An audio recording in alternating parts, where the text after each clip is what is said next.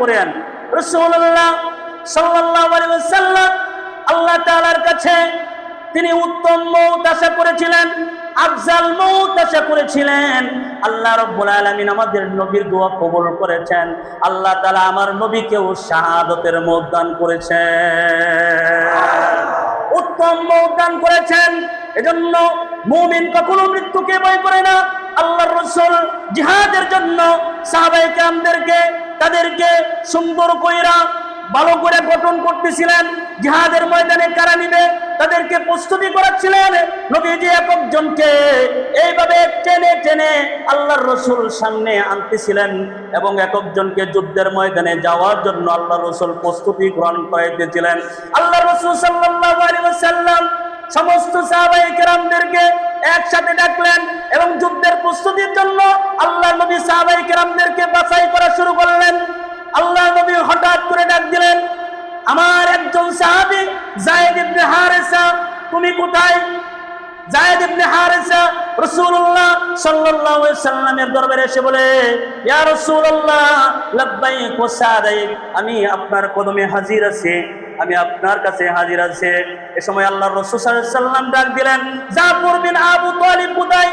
জাফর বিন আবু তালিব এসে বলে, ইয়া রাসূলুল্লাহ আমি আপনার হুকুমের মধ্যে আমি বাধ্য আছি, সুবহানাল্লাহ, আমি আপনার দরবারে হাজির আছি। আল্লাহ রাসূল সাল্লাল্লাহু আলাইহি ওয়াসাল্লাম তারপরে ডাক দিলেন, আব্দুল্লাহ ইবনে রওহা তুমি কোথায়? আব্দুল্লাহ ইবনে রওহা আসলেন, এসে বলে, ইয়া রাসূলুল্লাহ আমি আপনার দরবারে হাজির আছি, বলুন আপনি কি করতে হবে?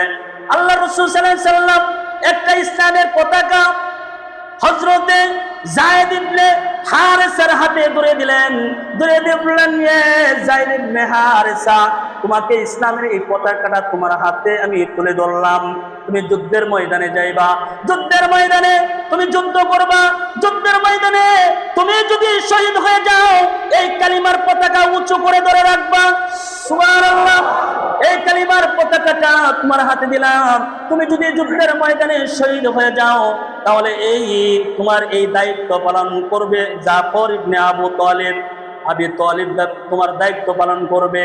এবং জাফর বিন আবু তালিবকে বললেন, হে জাফর তুমি যদি যুদ্ধ করতে করতে তুমি যদি শাহাদাত বরণ করো তাহলে তোমার পরিবর্তে দায়িত্ব পালন করবে আব্দুল্লাহ ইবনে রওহা। আব্দুল্লাহ ইবনে রওহা যদি শাহাদাত বরণ করে তাহলে আরেকজন দায়িত্ব পালন করবে। আল্লাহর রাসূল সাল্লাল্লাহু আলাইহি ওয়াসাল্লাম তাদেরকে কমান্ডার করে দিলেন, সেনাপতি বানায়া দিলেন। সেনাপতি বানায়া যুদ্ধের ময়দানে আল্লাহর রাসূল সাল্লাল্লাহু আলাইহি ওয়াসাল্লাম তাদেরকে পাঠালেন। পাঠিয়ে দেওয়ার পরে তারা ওই ইহুদিদের সাথে তাদের যুদ্ধ চলতেছে, মওতের যুদ্ধ। এই মওতের যুদ্ধের মাধ্যমে যুদ্ধ কঠোরভাবে চলতেছে। মুসলমানেরা কাফেরদেরকে কতল করে জাহান্নামে পাঠিয়ে দেওয়া হচ্ছে। কাফেররা ভয় সংকুচ হয়ে গেছে। যায়েদ ইবনে হারেসা যুদ্ধ করতে করতে শাহাদাত বরণ করে নিলেন আর সেই দায়িত্ব গ্রহণ করলেন জাফর বিন আবু তালিব। জাফর বিন আবু তালিব তিনি কালিমার পতাকাটা হাতে উঠালেন। জাফর বিন আবু তালিব তিনি যুদ্ধ করতেছেন যুদ্ধের ময়দানে। যুদ্ধ করতে করতে অনেক কাফেরকে ওই জাহান্নামে পাঠায়া দিয়েছে। আর জাফর যুদ্ধ করতেছিলেন। জাফর যুদ্ধ করতে করতে তার ডান হাতটা কাফেররা কেটে ডান হাত কেটে ফেলেছে। কালিমার পতাকা বাম হাতে তুলে নিয়েছে, বাম হাত কেটে ফেলেছে। পা দিয়া কালিমার পতাকা উঁচু করে রেখেছে, পা কেটে দিয়েছে।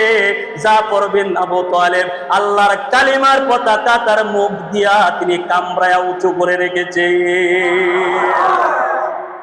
জাফর বিন আবু তালিব হাত নাই পা নাই সব কেটে ফেলেছেন। আব্দুল্লাহ বিন রওহা তিনি দূর থেকে তাকায় দেখেন কে যেন কালিমার পতাকাটা শেষ পর্যন্ত উঁচু করে ধরে রেখেছে। আব্দুল্লাহ বিন রওহা বলে, আমি কাছে যাইয়া দেখি জাফর বিন আবু তালিবের হাত নাই পা নাই, আল্লাহর কালিমার পতাকাকে কামড় মেরে এখনো তিনি উঁচু করে ধরে রেখেছে।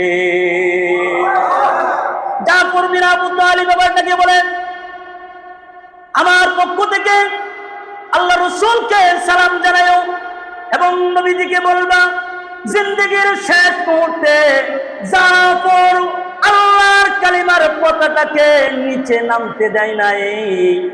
জাফর এই কালিমার পতাকাকে মুখ দিয়ে কামড়ায়া উঁচু করে রেখেছে, জমিনে পড়তে দেয় নাই। নবীজিকে তুমি বলবা, আর এ আব্দুল্লাহ বিন রওহা তুমি শুনে রাখো, আমি এই মুহূর্তে আমি আল্লাহর জান্নাতের সুঘ্রাণ পাইতেছি, মনে হয় আমার শাহাদত হয়ে গেলে আল্লাহ পাকের জান্নাতে আমি চলে যাব,